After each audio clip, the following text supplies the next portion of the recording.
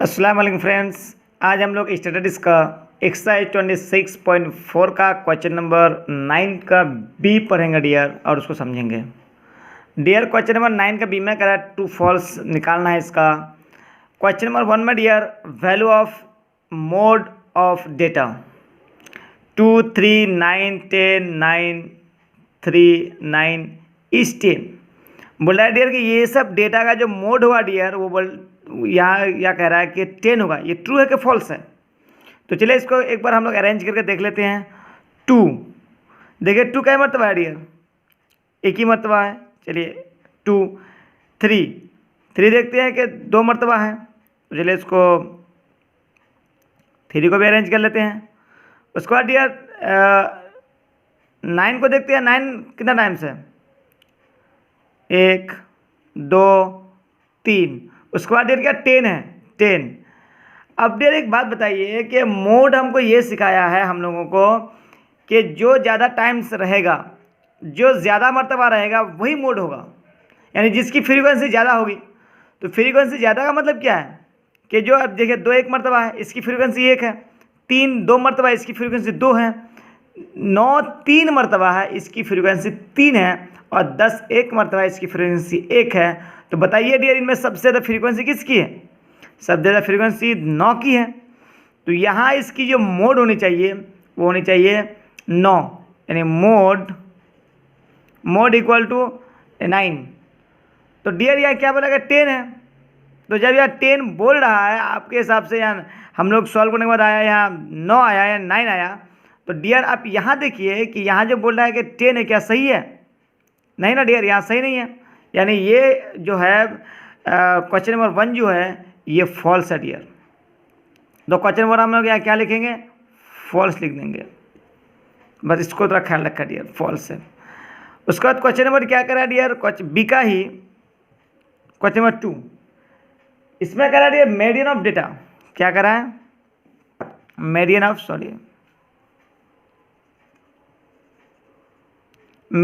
Of data.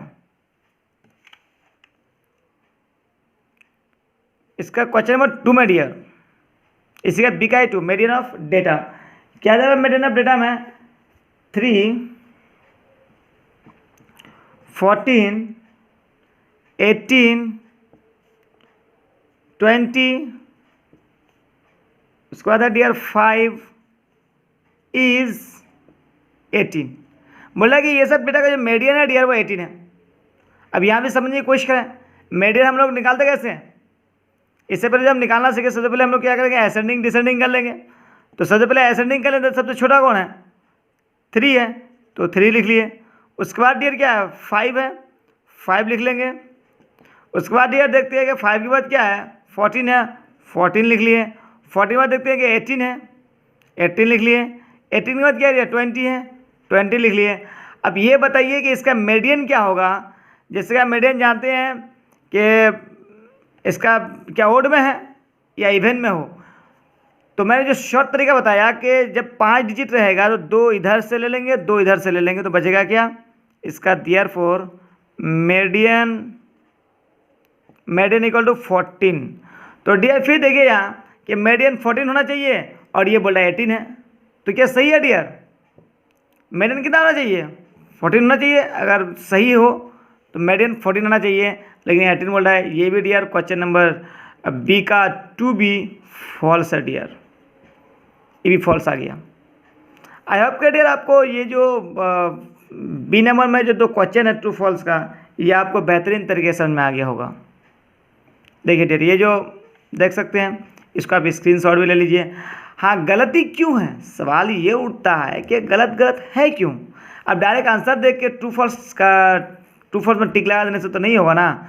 हो सकता है वहाँ डेटा यहाँ 10 ज़्यादा कर दे, यानी 10 जो है ना, यहाँ 10 और कुछ बढ़ा दे 3 4, तो उस वक्त तो आप फिर 9 नहीं देंगे ना। आप किताब में चलिए ये ट्रू फॉल्स लगा के चले गए, हो सकता है वहाँ ऐसा उस अरेंज करके दे कि वो ट्रू हो जाए। तो आपको मेथड सीखना है डियर, मेथड सीख जाइए, कोई टेंशन नहीं है।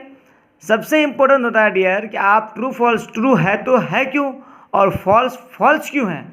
इस चीज़ को जिस दिन रीजन के साथ समझ जाइएगा और MCQ में भी ऐसे कि अब MCQ में ऑप्शन में, इससे पहले वीडियो में मैं बता चुका हूँ कि ऑप्शन बी सही है तो क्यों सही है, ऑप्शन डी सही है तो क्यों सही है, ये जानना जरूरी है डियर।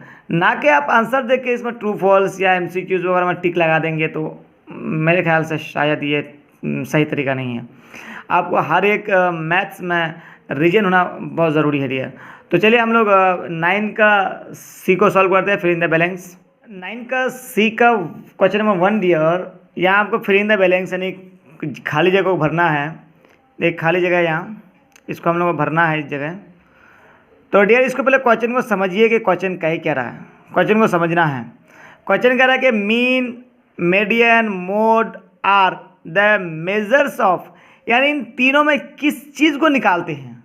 मीन का मतलब क्या है, मीडियन का मतलब क्या है, मोड का मतलब क्या है, इन तीनों का जरिए हम निकालते क्या है। तो डियर निकालते हैं ना, मेज़र किस चीज़ को करते हैं। मीन का मतलब ही बीच यानी उसका मध्यम, और मीडियन का माने भी मध्यम, मोड का माने भी मध्यम ही होता है डियर, यानी बीच होता है। तो डियर आप बताइए कि मीन, मीडियन, मोड से हम क्या निकालते हैं। किसी भी डेटा का सेंटर को निकालते हैं। तो ये शुरू में ही आपको जो स्टडी आप शुरू किए थे उसका पहला चैप्टर में ही आपको इसके बारे में डिटेल से बता दिया गया है कि मीन, मोड, मीडियन तीनों का हम मेजर करते हैं सेंट्रल टेंडेंसी को। किसको डियर, सेंट्रल टेंडेंसी। बस इसका याद रखें कि हम इसका तीनों का जो माप करते हैं वह हम माप करते हैं सेंट्रल टेंडेंसी को। सेंट्रल टेंडेंसी, तीनों का सेंट्रल टेंडेंसी हम लोग निकालते हैं, चाहे वो मीन का हो, चाहे वो मोड का हो, चाहे वो मीडियन का हो डियर। ये तीनों का हम लोग क्या निकालते हैं, सेंट्रल टेंडेंसी को निकालते हैं। बस इसका ख्याल रखें। तीनों से ही हम लोग मध्यम को निकालते हैं, यानी बीच को निकालते हैं, इसका डेटा का वैल्यू को। एवरेज, जिसको एक एग्जांपल से समझा जाए तो हम लोग एक तरफ से बोला जाए कि एवरेज निकालते हैं, तो कोई गलत नहीं होगा डियर। तो इसलिए मीन, मीडियन, मोड का हम लोग क्या पता करते हैं, सेंट्रल टेंडेंसी। तो खाली जगह में क्या आ जाएगा, जैसे हम लिखे यहाँ सेंट्रल टेंडेंसी। ठीक डियर। चलिए सी का क्वेश्चन नंबर 2। इस क्वेश्चन नंबर 2 में आता है क्या करा, if mean of x1, x2, x3 इसी तरह से चलते जाएगा x1 n तक, यानी ये डेटा है, is x bar mean of ax1, ax2, ax3 ऐसा डॉट डॉट करते करते ax n तक पहुंच जाता है, n तक पहुंच जाता है, इज।